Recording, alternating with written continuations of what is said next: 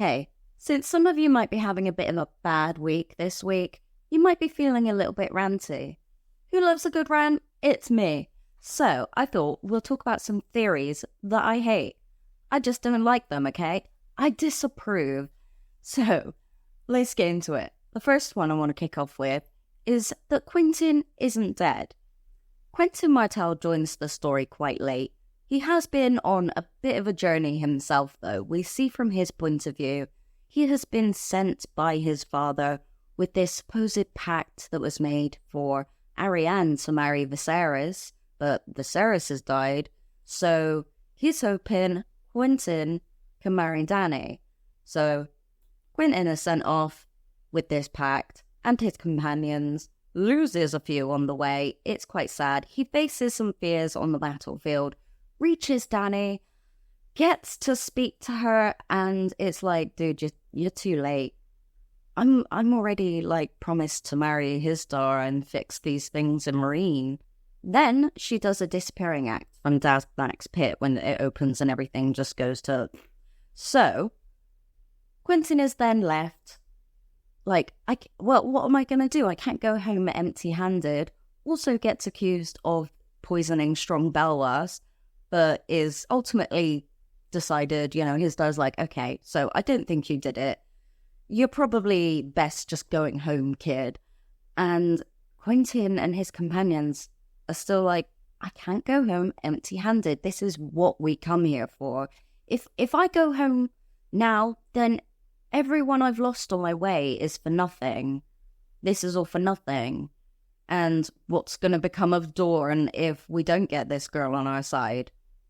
So, he's thinking, maybe we'll have to take a little dragon, So, him and his buddies decide to steal a dragon or two, do a little deal with the Tattered Prince from the Windblown, and he's like, oh, I want Pentos. Quentyn agrees to it. I don't know why. How is he going to deliver on that? It's probably something that will never have to come to pass, because he's dead, okay? So they go to get the dragon. They've got the wrong password. Things are already going wrong. But Quentyn gets in there in front of Viserion and has this whip. He's trying to tame him. And Rhaegal just, you're seeing this from Quentyn's point of view. Rhaegal just burns him, okay? He's like, the whip is on fire. My arm's on fire. Oh, I'm on fire. Okay? And dragon fire is supposedly a lot hotter than just normal fire. So you can't stop, drop, and roll out of that. No wonder the person in Dany's bed is burnt up and really painfully dying and does succumb to their wounds. Because, any of these people who would have also been exposed and burnt would have also most likely died. I don't see how they would replace Quentyn with another one to put in Dany's bed. Do we know of any of these people that have survived from that trying to get the dragons out who ended up getting burned? I don't think we do. Also, his companions, Archibald and Garrus, or Jarrus. I call him Garrus, I think. I don't know, Jarrus? Nah, changeable. They seem quite convincingly convinced that Quentyn Martell is dead and that their journey is now going to be fruitless, because what are they going to do? Return to Dorne empty-handed, say look, we got so far and your son's dead. I don't know what they're going to do. I'm quite interested to find out. So George, keep writing.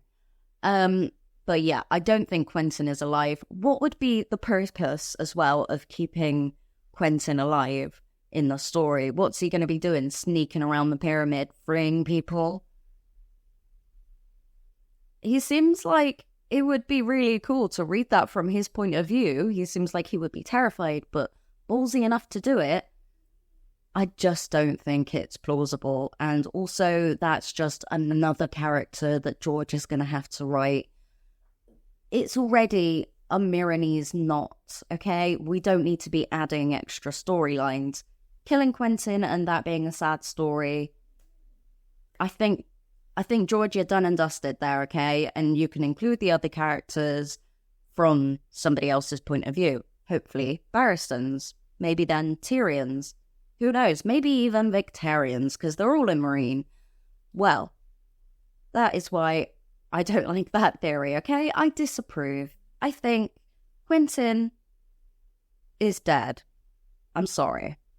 What do you think? Let me know.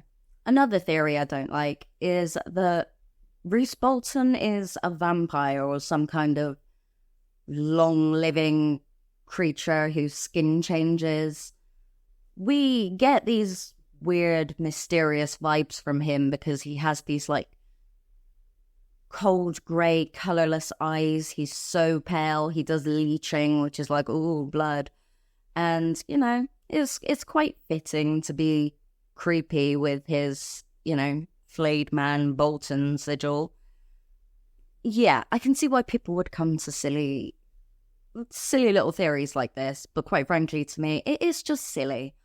I don't think it adds anything to the story. I mean, what's his secret goal gonna be? He's just some dude who regenerates through his sons over the years and is just long living. What is he, secretly a Night King? Like, come on. What is that gonna add? I don't know. Yeah, I think his creepiness is just there to be creepy. In the same way, I think Tywin is a little bit creepy. The way that they command respect of the people that are around them, like, you never really know what they're thinking or what they're going to say next. And they will betray you at the drop of a hat. Yeah, it's just, nah. It's silly. I disapprove. So, we'll talk about another one. The last one I want to talk about is that there is no grand maester conspiracy. Pretty sure there must be on some level, because they withhold a lot of information about magic, okay? They have got scriptures, is that the right word? You know, they've got information on that shit locked down in the Citadel, okay? They've got these glass candles. Do they actually know that Marwyn has got one in his study and he's using it? I don't know. But it's, you know, they're like, and yeah, there's no magic. Go on, try yourself. When they're, you know, recruiting new maesters. They definitely teach their maesters to go out and say, there's no magic in the world. These maesters have a lot of influence on the rest of the realm. They're in every lord's house, educating their children, whispering in their ears. Yes, do this, that, the other, politics. There's no magic. You know, there's no greater thing.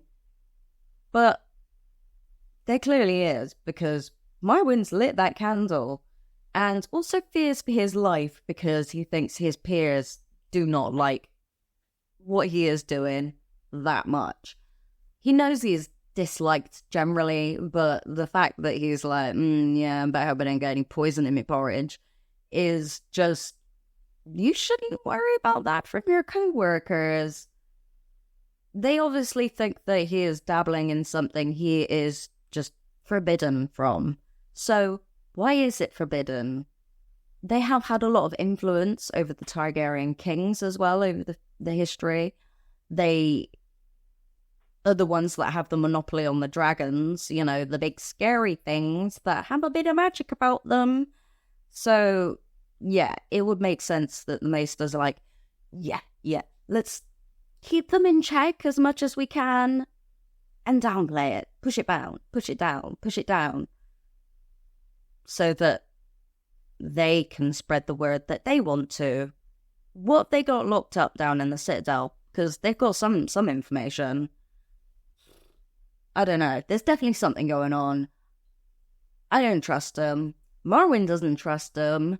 So, dude's a wise dude. Let's listen to him. He might be a bit wacky, but let's listen to him.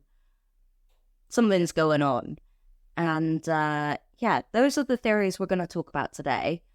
Don't forget to like, subscribe, turn on your notifications, and let me know what theories you hate. Maybe we'll do another one. Yeah. Grand Maester theory not being true? Puh! I disapprove. Cheerio.